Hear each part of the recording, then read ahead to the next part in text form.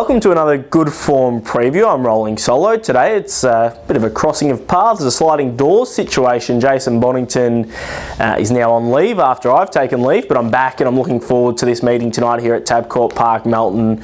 No feature races, but just some good quality horses right across the card. So we will delve into the quaddie and we'll start with race 5. This is one of the fast class races of the night, the M2 to M4. Really interesting race with the scratching of Jillaby Jagger. He was probably a clear top pick, but in saying that, he's gone. So I'm going to stick with Stunning Grin now. He's drawn well, he's got really good gate speed, he's in good form. He ran time at this track a couple of starts back, and I think if he finds the pegs first, he'll be really hard to gun down. Obvious dangers, there's two of them. Major Secret, he's the class factor.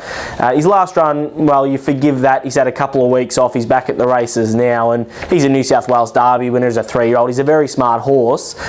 He gets his chance to measure up. And Mr. Mundaka, he ran third in a Horsham Cup last preparation, progressed to run in a Victoria Cup. He has gate speed as well. Look at the trials, he was a little bit lethargic as he can be. He's sort of a one batter. He loves a dogfight. He won't let one get past him, but I'm not sure he can cross them from the outside of the front row, so that probably hurts his chances a little bit first up from a break, but he's certainly in that second tier below Stunning Grin, Major Secret and co. 5-star Anvil one there's been good money for. He'll be the one that's capitalising on any early speed, as may be Quick Draft, who's drawn the pole. She's back against the boys, but she's racing really well. So I ended up going 4, 5, 7 and 1, but in saying that, pretty open race first leg of the quaddie. The second leg, I think this is one where we single him out and go one out. It's up and at him for the Aiken team. He's got really good gate speed. We saw that on display last time. Jason Lee jumps aboard.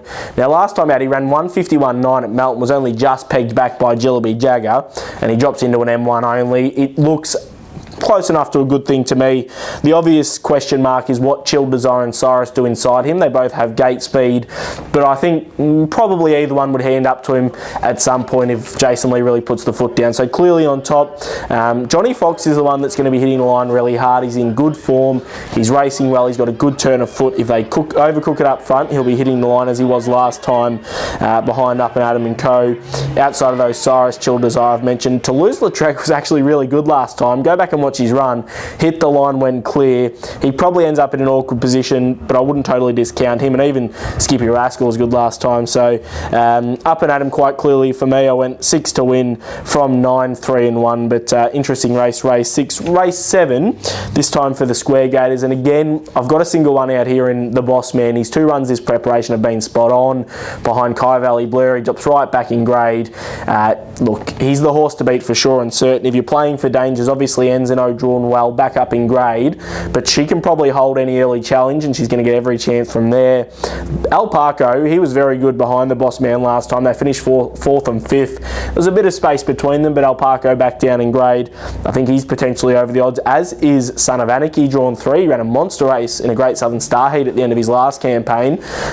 He could surprise, as could Earl of Charity, who just needs to trot. I think he was going to go pretty close first up from a break when he did make a break of it.